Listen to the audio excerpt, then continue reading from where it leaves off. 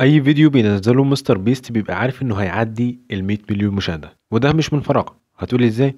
هقول لك انا عامل لك الفيديو ده عشان اعرفك ازاي. هناخد على سبيل المثال فيديو سكواد جيم اللي يعتبر من اعظم الفيديوهات اللي نزلت على المنصه، حرفيا كسر الدنيا بالفيديو ده. الفيديو في اول 4 ايام ليه عدى ال 80 مليون مشاهده، وهو حاليا واصل ل 350 مليون مشاهده. طبعا الارقام دي مش من فراغ، لا، ببساطة مستر بيست فاهم خوارزميات اليوتيوب صح. في البداية نبص على الأرقام اللي كاتبها، وهي بتدل على الصرف الضخم اللي اتصرف عليه الفيديو ده عشان يطلع بالكواليتي دي. هنشوف 3 خطوات من خلالها هيورينا مستر بيست الخوارزميات شغالة ازاي.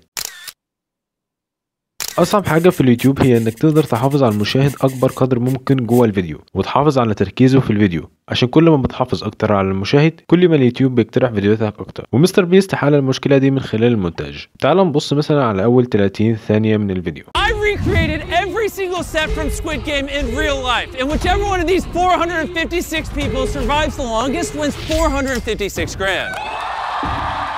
The first game we're gonna play is Red Light. اول 16 ثانية شرح اول مرحلة من الفيديو وبدأ فيها من غير كلام كتير، وده عكس يوتيوبرز كتير. على سبيل المثال هناخد فيديو جيمس تشارلز اللي قعد حوالي 4 دقايق عشان يبدأ في اول مرحلة. المشاهد بيبقى داخل الفيديو وعايز الحاجة اللي داخل عشانها، وكل ما بتأخر عليه كل ما نسبة المشاهدين اللي بيكملوا الفيديو لحد الآخر بيقلوا. ونلاحظ انه ما شرحش كل حاجة، لان بعد ثواني بسيطة Red light. And as you can see, every single player has a device strapped to them that when they're eliminated, it pops. بين للمشاهد امتع حته عمليا، وساب المشاهد لفضوله يتوقع هيتم اقصاء اللاعبين ازاي. وطبعا مش هننسى كميه الكاتس والكادرات اللي كانت موجوده في اول 30 ثانيه عشان برضه يحافظ على تركيز المشاهد. بس طبعا ما ينفعش تستمر على نفس الوتيره طول الفيديو، لان ده هيخلي الفيديو يا اما ممل يا اما سريع جدا. فمستر بيست فاد النقطه دي بانه كان بيحط لقطات في النص لردود فعل المشاركين، وده اللي بيخلي فيه تباين في مستوى الفيديو ما بين سرعه وبطء. والنقطة الأكبر إن مستر بيست عمل فيديو متطابق بشكل كبير للمسلسل الأصلي، من حيث عدد المشاركين، مراحل اللعبة، ده حتى الشخصية الرئيسية حاول يجيب شخصية تشبهه وكان مركز عليه كتير. You're the main character, so you have plot armor. You're fine. No way of rigging it, but 4-5.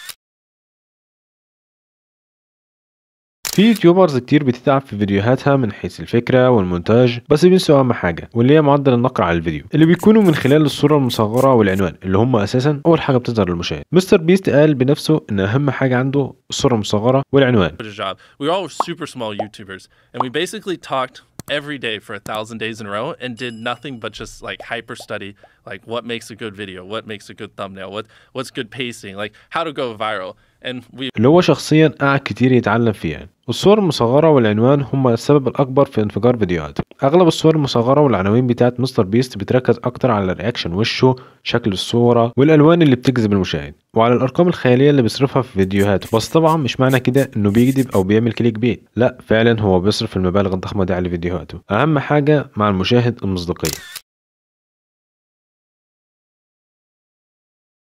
مستر بيست بيعمل دعاية وتشويق للفيديوهات بتاعته على حساباته على تيك توك أو تويتر قبل ما الفيديو ينزل، سواء بطرح الفكرة بطريقة غير مباشرة أو إنه بينزل مراحل من تجهيز الفيديو، وده اللي بيخلي المشاهد متحمس للفيديو ومستنيه بفارغ الصبر. وده بينتج عنه إن أول ما الفيديو بينزل المتابعين بينطلقوا على الفيديو، فده بيخليه فرقع في أول ساعات من تنزيل الفيديو.